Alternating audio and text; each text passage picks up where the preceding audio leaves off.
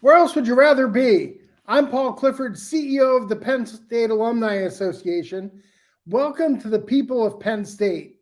Each week on the podcast, you can expect to hear the voices of Penn Staters talking about what they're passionate about, and you can expect to feel the pride and the power of the Penn State Network. The People of Penn State podcast can be found on Apple Podcasts or your podcast app of choice. Go ahead and subscribe and give us a rating. Ratings and reviews are the best way to help other Penn Staters find these great stories.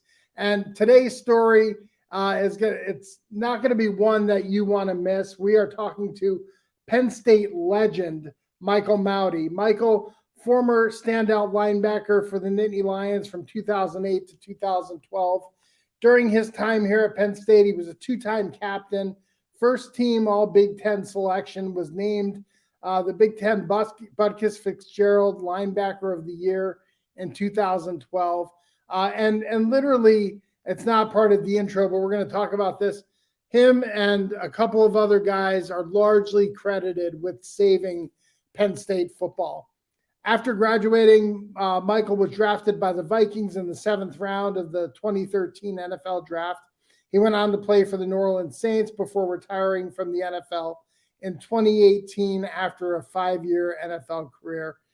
Mike's a passionate advocate for Penn State and its football programs, recently helping found the Lion Legacy Club, Penn State Football's dedicated NIL collective. Please welcome Michael Mauti to the People of Penn State. Michael, how are you doing? Doing great. Thanks for having me. Absolutely. Where are you today? So I'm down here at my new spot down here in Harrisburg, Pennsylvania. Excellent. So let's start right at the very beginning for the two people that might not know who you are.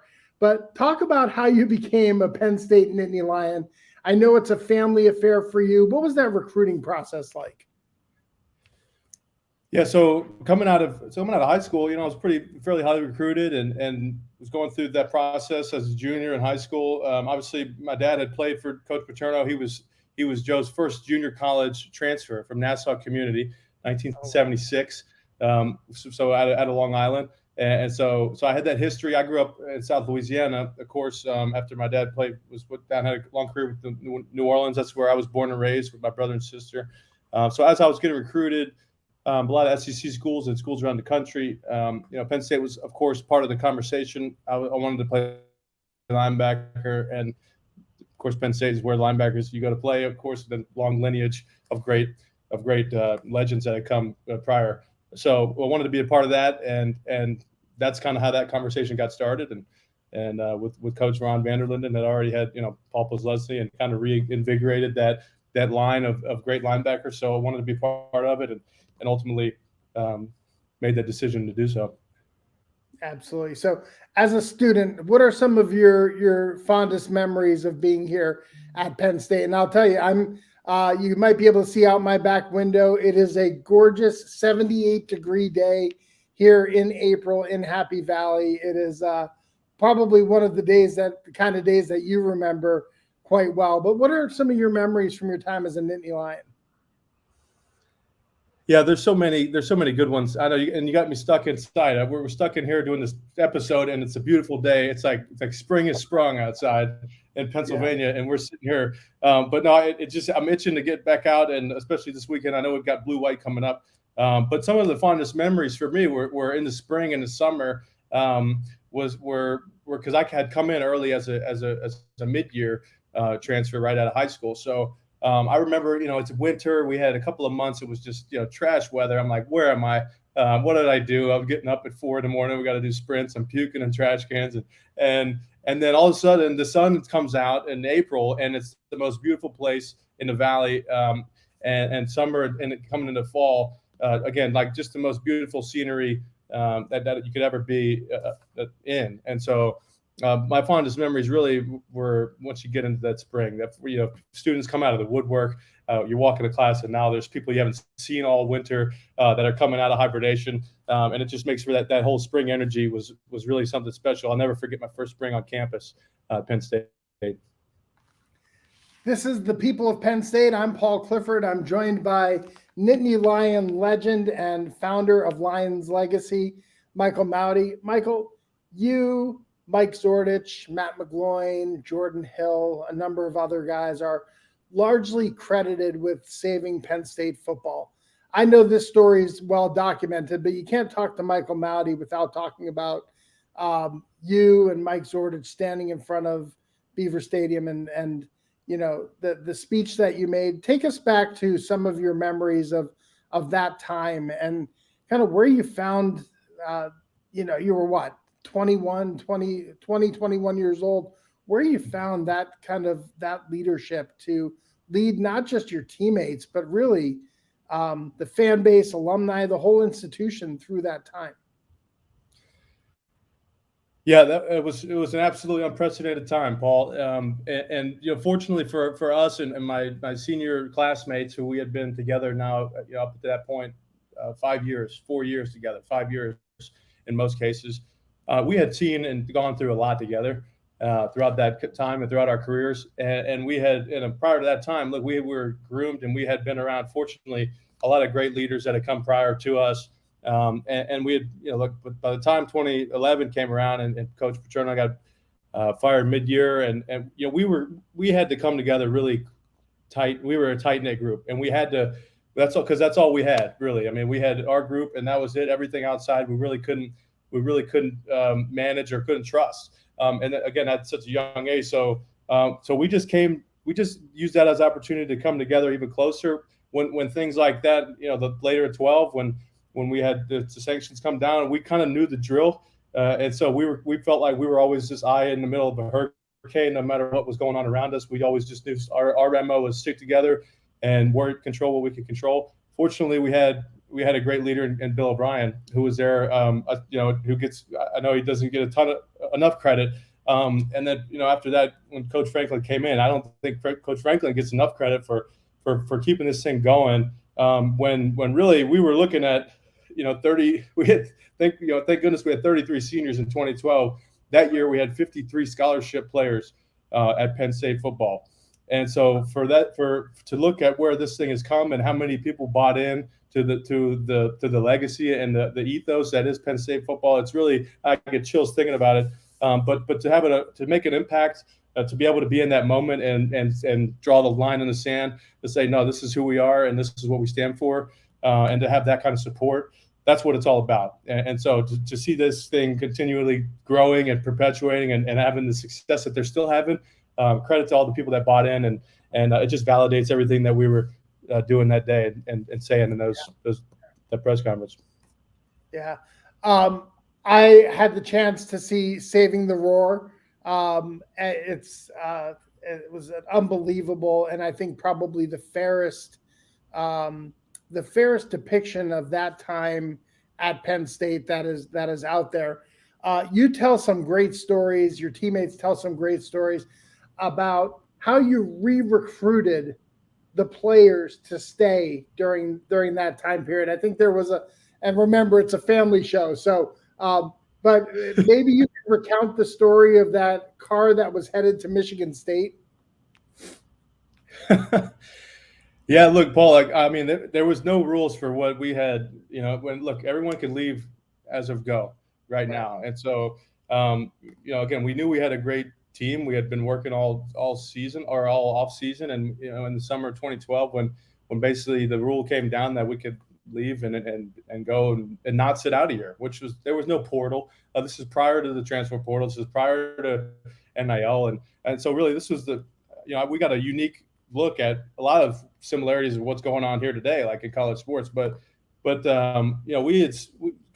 Zordich and I, we were getting the pulse of guys. We had had a press conference that morning, and we were calling our guys around that night. We woke up the next morning, it was Tuesday, to text messages like, oh man, we have a ton of guys that are potentially out of here. So we put our list together of what's now 30-40 guys, and so we basically went to Bill O'Brien's office, and that morning we sat there and called one by one, essentially having to re-recruit and retain our players, kind of either just to, and by any means necessary.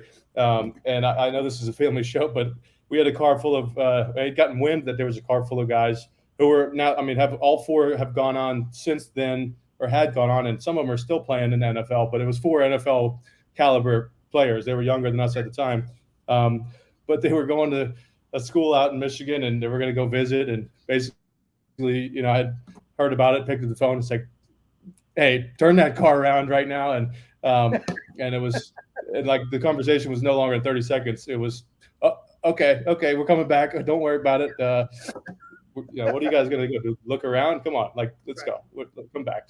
So, and the film does it justice. But and that's just one of the many stories. There's like, look, you're asking these kids at the time, and a lot of kids. Look, there's a lot of parallels to today. Is like you're asking 17-year-olds, 18-year-olds to make a really tough life decision that has implications that maybe they're not fully equipped to do or make that kind of decision. And so it was tough. There was no rules, and in a lot of cases, there's still not a lot of rules. So, we just do what we believed in and what we thought was right, and what we knew was right. And so it certainly made for a heck of a story. Yeah, you set the crisis aside, right? And there's a lot of parallels between that time at Penn State and now at Penn State in terms of the impact that NIL has had, the transfer portal. I want to get to all that, but first I want to ask about, you mentioned his name earlier, Bill O'Brien, right? From the very beginning, I know that there's a process when they're hiring a coach, and I know that you were in on that early, but you, in a lot of ways, had to put some blind trust in him to kind of get together really quickly in order to keep the program together. Talk about your relationship with BOB. Yeah, look, we at that point, what choice do we have? It's like, this is our, and a lot, like I said, we had 33 seniors, 4th or 5th year guys. We didn't have a choice. Like we had to roll with who we got. And so with O'Brien, when Bill came in, it was that immediate, okay, here we go. We got your back 100%, and this is the direction. And that buy-in was instantaneous, and it was a week or two, but I mean, by all accounts, very quickly, comparatively speaking, to most integrations of a new head coach and acclimate to a new team. That relationship was look, that he came into what he didn't know was going to happen. Later on in that summer, what turned into kind of a hornet's nest, but at the same time, unprecedented season, and the way that we were able to gel together as a staff. And I was a senior, but as a roster, as a staff, as a program, everybody within that building. I mean, even the video guys, the support staff, the equipment, the athletic trainers. Like it was this. If you're outside of that last, you really, it was that was outside of our scope. So it was that whole group really. There was so much chaos. There was 50, 100 cameras every day from media outlets trying to get you to slip up and say something and write something about you that was untrue or this or that. It had their agendas. And so, it was really, we had to grow up really quickly, and that was all we could trust. And that relationship that lasts a lifetime. I could pick up the phone and call any one of those coaches, players, and that relationship is really special.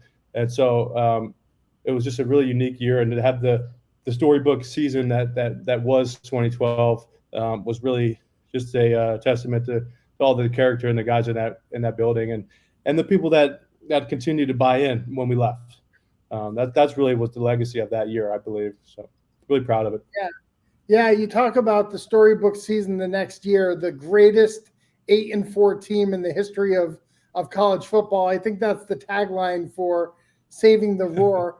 Talk about making that movie and kind of the opportunity it gave you all to tell your part of that story. I think a lot of it was folklore or a story that was handed down amongst Penn Staters until it was actually like chronicled in the movie.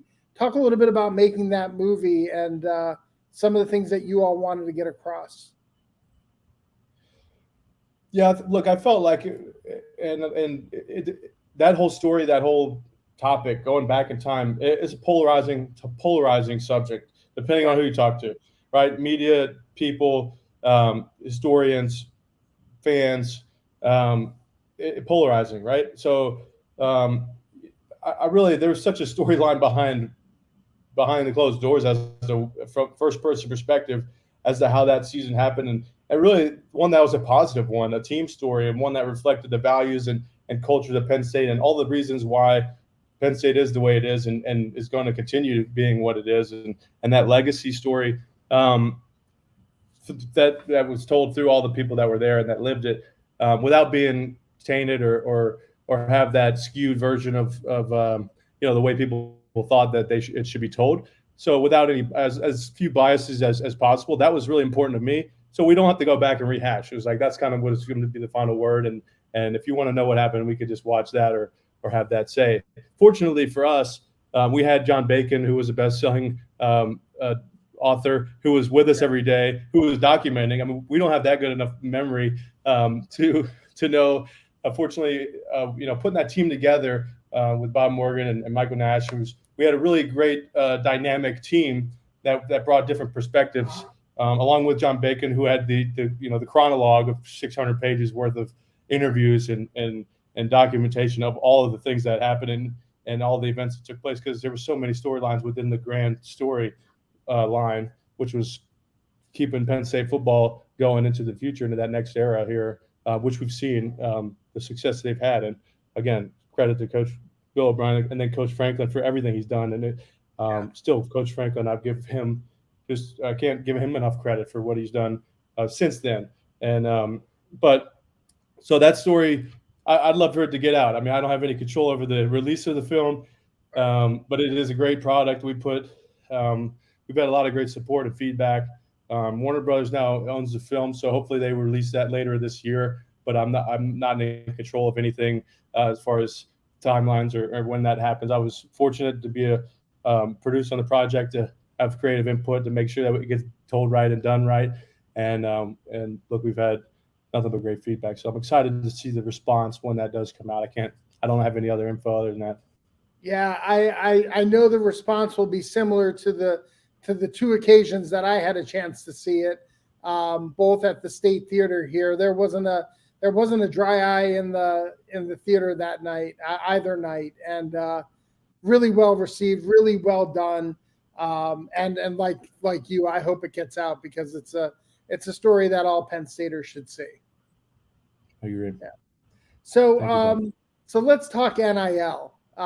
First of all, let's start right at the beginning, Michael. If NIL existed when you were a player, who would you have had to deal with? Like, what local business would be sponsoring Michael Mauti? That's a great question. I probably would have taken a pay cut to go to the NFL. That's for sure. I'd like to think that, but I don't know who I'd be dealing with. Certainly a lot more. I wouldn't have to be sneaking cheesesteaks out of Pollock Commons. Exactly. So for those who might not be familiar with name, image, and likeness and the legislation that came down now almost 2 years ago, what is the kind of the broad overview on NIL and how it has an impact on college athletes today? Yeah, so look, by no means am I the leading expert. Am I the leading voice in terms of the legalities and the compliance and regulation behind all this? Anyone who's been in the business of football, like I have been, and especially the dynamics of Penn State and college football and even the professional level, which I have a lot of exposure to and continue to, basically name, image, likeness. A player can go out and monetize his name and image and to benefit monetarily for himself and his family. And I think that's great for the student athletes. I think that's great for college football. Look, I mean, the rules have changed. Now this is allowed by the NCAA, and so these are the rules. So how do we respond to the rules? I've got a unique insight to what happens when there are no rules, which, again, let's go back to 10, 12 years ago when for that our season, I saw the response and what happens behind the scenes when we could go roster shopping, which is kind of the case now, which has happened. And a lot of it was, look, some of the market values and some of this was overplayed and I think overestimated on the front end, but you're starting to see some of this settle in and a lot of it's real. And it's definitely a real marketplace, and it's a real it's completely evolving. It's very fluid, And I think that it will continue to mature, and the rules are going to continue to evolve. But for now, it's all about, anybody who was paying attention is like, hey, what's Penn State doing about this, and how do we activate our base to really educate our fans and the people that support Penn State to say, hey, here's the new dynamic, and here's how we continue to compete and have a great product at Penn State and at Penn State football and athletics by extension. So that's really what got me involved and really activated and jumped in and realized, just from the needs of, through my unique lens, being around the program and being around Coach Franklin and the players. Coach Franklin's done just a heck of a job bringing in former Letterman now as part of his staff, as a sports staff across the board. You've seen the success. He's got the recruiting speaks for itself, and he's got a lot of young talent. Now we've got to make sure that, hey, how do we retain this talent now that there's a portal, that we can have 1 year here and then we could go shop and go to another school that's maybe has another package that we like better. And now we can't go and chase ghosts. I don't think that's necessarily the best strategy. But at the same time, how do we perpetuate all the great things that Penn State brings by making a decision to come to Penn State? So you're not making a 1 year decision or 2 year. You're getting through Penn State. You're getting your degree, and you're making a 30 or 40 year decision when you decide to come to Penn State as a student athlete, as a football player. And I know that just from being a legacy product of Penn State football, but also I've seen the way that this has really evolved, and at the pace that it's evolved, it's alarming. And I think that we've got all the tools and solutions out within our network. It's a matter of just aligning those resources and having those conversations and getting on the same page and really establishing that message. And so that's really what I'm passionate about doing. Absolutely. Michael, talk a little bit about how Lion Legacy Club started and kind of what you're all about. Yeah, so that was, again, so all that really, the long-winded genesis of Lions Legacy Club, which was, hey, I see what other efforts are being made, and I just know what the needs were for football and what they're competing against, given the fact that I've get calls from around the country from different schools, teammates, ex-teammates, and agents, and people, marketing people around that. Hey, what's Penn State doing? Here's what's happening over here. And I'm thinking, hey, we got to do something where we can have this direct support vehicle for NIL. There are so many efforts and fundraising at Penn State, and it's a giant ecosystem and machine. We know that. And it's what makes it such a great place.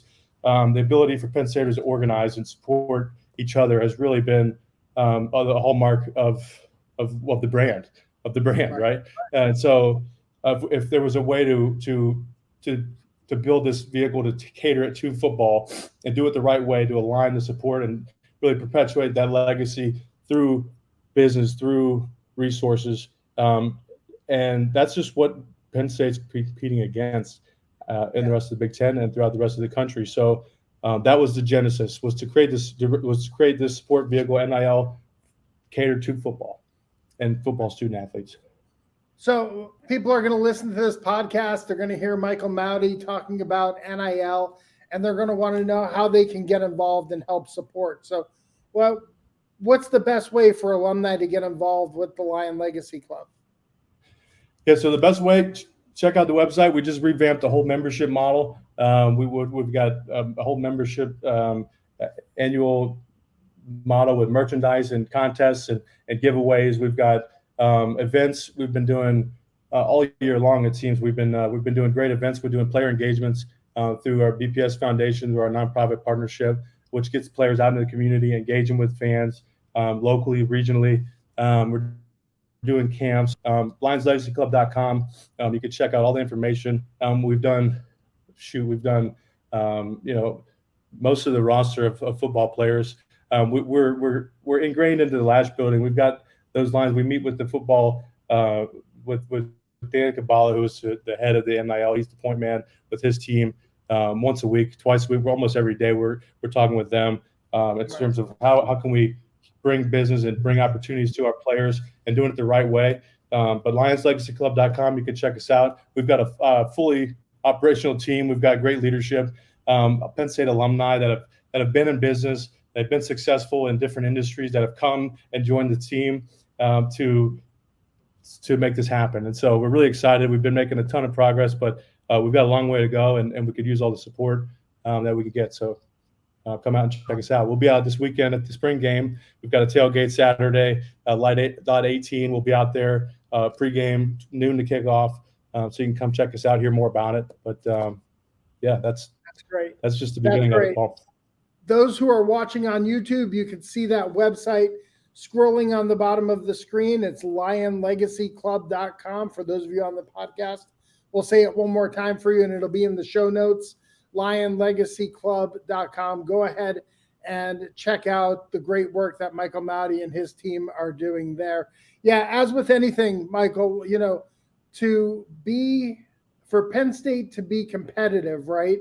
Alumni are going to have to rally around this. And so we're encouraging alumni to get out there. And if you're in love with Penn State athletics, then supporting an NIL collective is one way now that you can have an additional impact. So go ahead and check out lionlegacyclub.com.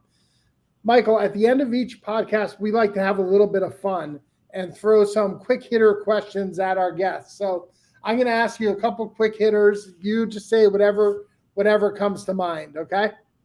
Bring it on. All right. Your favorite class at Penn State? Oh, favorite class. I want to say my favorite class. Was criminal justice. I had it was organized crime. That was my favorite class. I think it was a 401. Yep. That's awesome. How about your most memorable game as a Nittany Lion? There were a few. Memorable game. I think that Wisconsin game at the end of 2012 was definitely one of the more memorable. I obviously wasn't playing, but that was certainly the cherry on top of a football career. Yeah. How about the toughest guy you played against, either at Penn State or maybe even in practice or in the NFL? Toughest guy. Who was that guard who would come out and hit you below the knees? Well, my true freshman year, I'm on scout team defense. I'm playing special teams. I'm a backup linebacker, but I had to still play scout team on defense. And I remember going to hit A.Q. Shipley and Rich Ornberger, they both was the center and guard, right? They both had long careers in the NFL, but just two monsters of men. And they took me for a ride and basically planted me, 6 inches into the dirt. But that was kind of my welcome to the college football moment. Welcome to Happy Valley. Welcome to Happy Valley, right? Yep. You've been able to travel the country, travel the world. What's your most unusual "we are" moment? Either where you saw Penn State or you yelled "we are," or you were somewhere and someone yelled it to you and it caught you off guard. There's been quite a few of those, and "we are" everywhere that's been validated. I remember I was in Costa Rica. I was on some obscure beach. I was surfing and sitting there. I was having a pina colada, just no Penn State clothing, no nothing, and I hear a "we are" from 100 yards away, from some young 11, 12-year-old and his family, and they're like, "We are." I'm like, Penn State. You couldn't even. It's one of those moments you couldn't even ask who that was or where. It's just like, yep, we're everywhere, man. Let's go. That's awesome. How about, besides Penn State football, what's your favorite Penn State sport? I would say for me I really like. I like all of Penn State sports. I've yet to go to a wrestling match at BJC. That's on my bucket list. So that's happening as soon as I can. But lacrosse, I really love lacrosse. That's obviously my dad played lacrosse. He was. I was going to say the Long Island roots there. You can tell by picking lacrosse. Your dad, give him a shout out. Recently inducted into the Hall of Fame for lacrosse, if I'm not mistaken. Yeah, the Long Island Lacrosse Hall of Fame, and I got a unique education on that era. Those guys, the dual sport lacrosse football athletes. It's just that crew was really amazing. So I think it's a great sport. We didn't have lacrosse growing up in South Louisiana, but Right. I certainly would have played if we had it. And I think, look, they had a big win the other night. With Coach Tambroni, they're just doing a heck of a job. So, I think that's a great sport. Yeah. Your favorite flavor of creamery ice cream? I like to go straight up. I just like to go straight up vanilla. Vanilla. All right.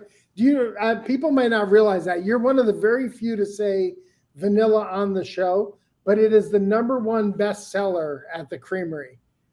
So vanilla ice cream is popular, and yet people don't want to admit it. So, Michael, I give you credit for admitting that right here on the People of Penn State podcast. Hey, vanilla. You played for a legend. Another legend that I know you're close with has just decided to retire, in Charmaret Curtis. Anything you want to say to Char? I know you and your family are really close with her. Yeah, Char is like family to me. Just an unbelievable hallmark career, and the way that she went out was really spectacular. Char just is an institution at Penn State and Penn State athletics.